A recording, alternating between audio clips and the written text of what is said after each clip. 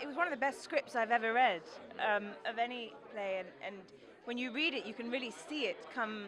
It comes off the page so vividly. So lucky, and actually with some of the American cast, they have better English accents than I do, so that's really impressive. And yeah, there's such vivid, strong character actors, which is what the play needs. And it's for me, it was great to work with Bertie on this play, building what is quite an intimidating, quite a huge part in the form of Rupert Murdoch. And it was a thrill to see him win an Olivier Award for that role. Johnny Lee comes with his own Olivier Awards, and to have that kind of talent coming on stage, and yet with a new company reimagining a new version of this show, it's thrilling. We're not making a documentary, let's just say that. We're making a drama. And so for me as an actor, it's all about the drama. It's about the interplay between the characters. I'm half Australian myself, although I think I sound English to an American ear. But an Australian of his generation would have tried to sound English. Just a sort of class thing, really.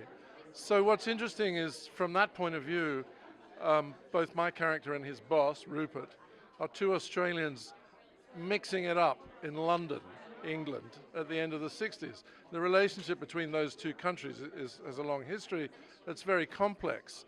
So it underscores the kind of dynamic upheaval that Rupert Murdoch created.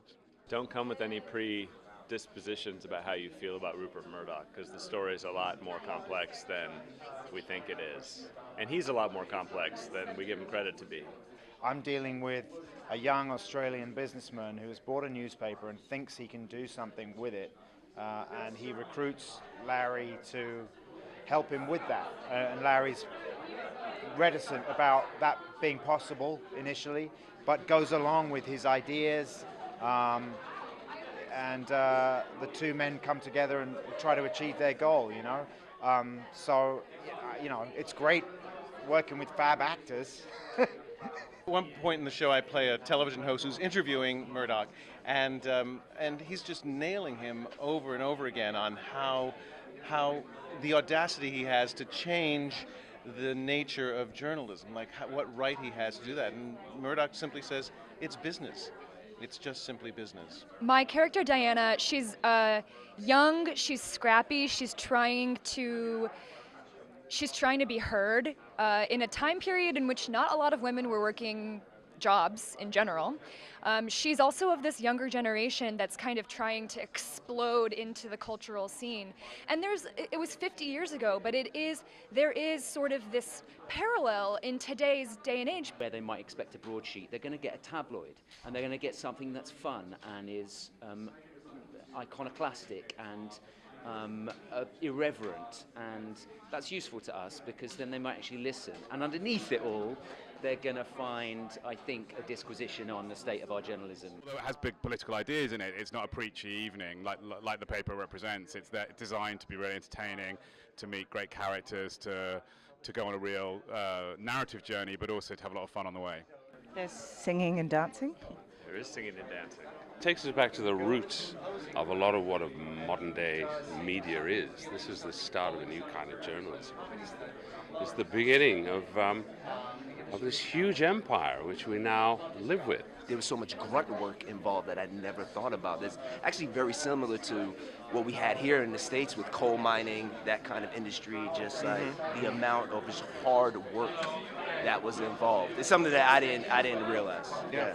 For sure. Yeah. I mean, and we might know more about TV news because we're actors, where we involved with media in that way. But newspaper, I have no idea how it all works behind the scenes. So, and of course, to see how it was back then, it's really quite how antediluvian in a way it was. Absolutely. Media can sort of shape the masses and what they think and sort of what captures the imagination and the attention of a nation. Argue that Rupert Murdoch is the head of the official propaganda wing of the White House. If you want to know how all that started, it started in London in 1969, and James Graham has, I think, really captured that, but he's also depicted all of these people as human beings and not as monsters, and I think that's what's really interesting. You see the struggle within Murdoch about doing these things which he actually finds quite distasteful, but it sells papers and it gains him influence. So we're going to go right along with it. Even if some blood is shed along the way. And while it's a lot of fun at the beginning, there's a line in the play, I hope there will be blood, and sadly there is. It's interesting that what was relevant then is very relevant now, and that was interesting to explore and talk about, and also not go into it in a way of it's just one-sided and stereotypical, but like explore it really as humans. This story couldn't be more relevant to what's going on right now. It informs what's going on right now, but it also is eerily timely and therefore sort of flabbergasting that we are 50 years on, 60 years on, and not a whole lot has changed. Seeing this play helps you realize that if you're not prepared to think for yourself, there are plenty of people who are willing to do that for you.